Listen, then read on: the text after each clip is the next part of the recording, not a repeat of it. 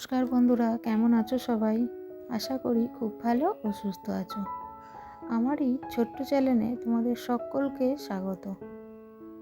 আশা করছি আজকের ব্লগটি তোমাদের খুব ভালো লাগবে। আজ শুক্রবার আর এখন প্রায় 6:30 মতো বাজে। তবে শীতটা জানো তো অনেকটা চলে গেছে, কিন্তু আমেজটা এখনও আছে। যেহেতু এখানে গ্রামের পরিবেশ, তাই এখানে হালকা হালকা ঠান্ডাটা রয়েই গেছে। আর বেলা বাড়লে একটু গরম করে, কিন্তু অনেকের শুনছি পাখা চালাতে হয়, যেমন আমার বাপের বাড়ির দিকে। তো আমাকে এখনও চালাতে হয়নি সেটা, তবে হবে 2 দিন বাদেই হবে, চিন্তা নেই। তো চলো, আমাদের একটা কলা গাছ আছে জানো তো, কাটতে হবে। তোমাদের দাদাভাইকে ডেকে নিয়ে যাই, জলটা ভরে ডেকে নিয়ে যাই, কলা গাছটা দিয়ে কেটে নিই। থোড় কাটতে হবে। তো চলো।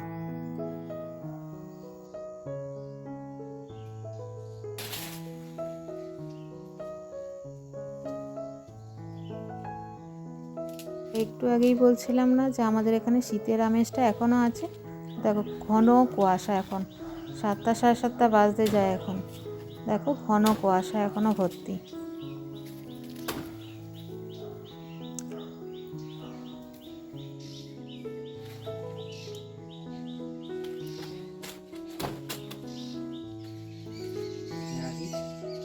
আচ্ছা রাখো, আমি নিয়ে চলে যাই।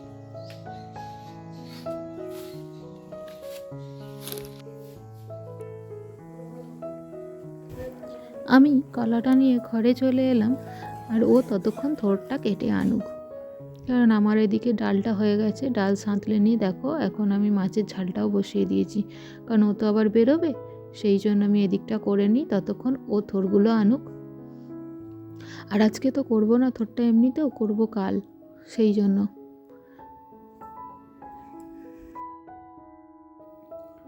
অনেক দিন থেকেই ভাবছিলাম জানো তো, থোড়টা কাটবো, যদিও আমি তো কাটবো না, কাটবে ওই। তো টাইম হচ্ছিল না বলে আর কাটা হচ্ছিল না। তো আজকে টাইম হয়ে গেল, তাই কাটাও হয়ে গেল। কিন্তু কলাগুলো এখনও পাকেনি, তাই বস্তার মধ্যে ওদিকে রেখে দেবো। আগে এদিকের কাজগুলো করে নিই, কারণ জানোই তো জল চলে যাবে। সেই জন্য বাসনগুলো আগে মেজে নেবো, নিয়ে তারপর কলাটা গিয়ে বস্তায় ভরতে হবে। আর আমি না প্রথম জানতাম না জানো তো, যে কলা কতদিনে পাকে। একবার কি করেছিলাম, বস্তায় ভরে রাখতে হয়, তাও জানতাম না।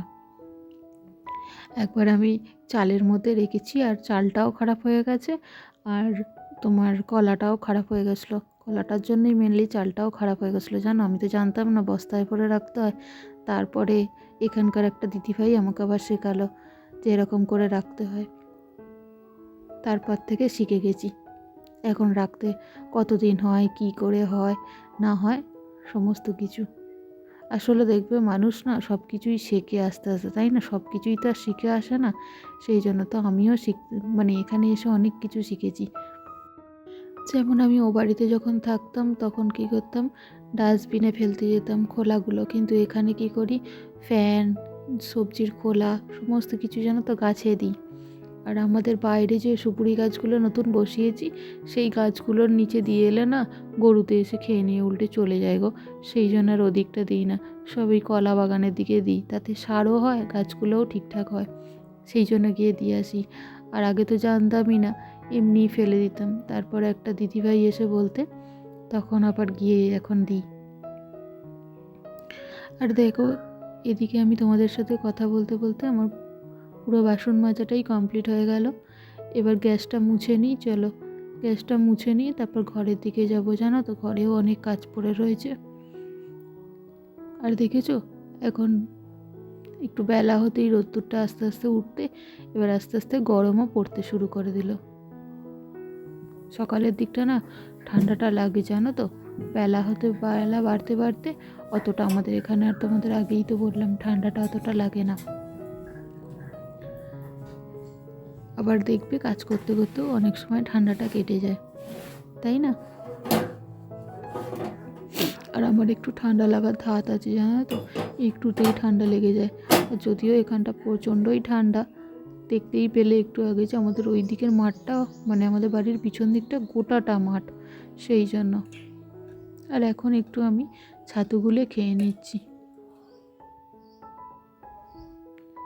আর এই দেখো, আজকের আমাদের রান্না হচ্ছে এই যে স্যালাড প্রথমেই কেটে নিয়েছি, স্যালাডের মধ্যে শসা আছে, লেবু, আর এখানে ডাল করেছি।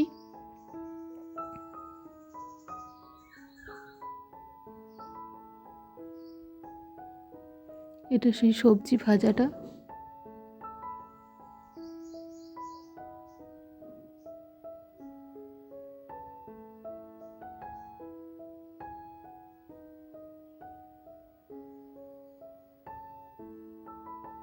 এখানে মাছের ঝাল সর্ষে বাটা দিয়ে। এই সর্ষে বাটা দিয়ে মাছের ঝালটা না আমার খেতে খুব ভালো লাগে, আর ভাত। তো চলো, এই হলো দুপুরের মেনু। আজ বিকেলে সরু চাকলি করব বলে সকাল থেকে চাল আর ডাল ভিজিয়ে বেটে রেখেছিলাম। আর এই বিকেলবেলা এসে না হঠাৎ প্রচণ্ড শরীর খারাপ করছে, সেই জন্য আর একদম ভালোও লাগছে না করতে। তবে এটা কিন্তু শনিবারের বিকেল, জানো তো, আগেরটা ছিল শুক্রবার, আর এটা হচ্ছে শনিবারের সন্ধ্যাবেলা এটা। আর হঠাৎ এত শরীর খারাপ করছে যে সরু চাকলিটা আর বিশ্বাস করো আর ভালো লাগছে না যে করি, কিন্তু ভেজানোও ছিল, করতেও হবে, নাহলে যদি খারাপ হয়ে যায়। সেই জন্য এখানে আলুর তরকারিটা বসিয়ে নিলাম, একটু টক ঝাল দিয়ে করবো, জানো তো, যাতে খেতে ভালো হয়। আর এর সাথে ওই সরু চাকলিটা করে নেবো। তো চলো রান্নাটা করে নিই।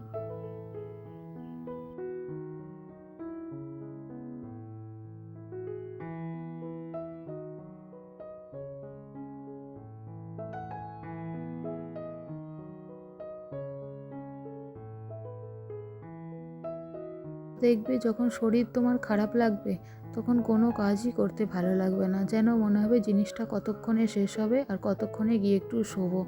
আর একা সংসারে তো এটা বেশি হয়, কারণ কেউ যখন বাড়িতে না থাকে তখন মনে হয় বাবা কেউ করারও নেই, আর আমি যদি এখন পড়েও যাই কেউ করেও দেবে না।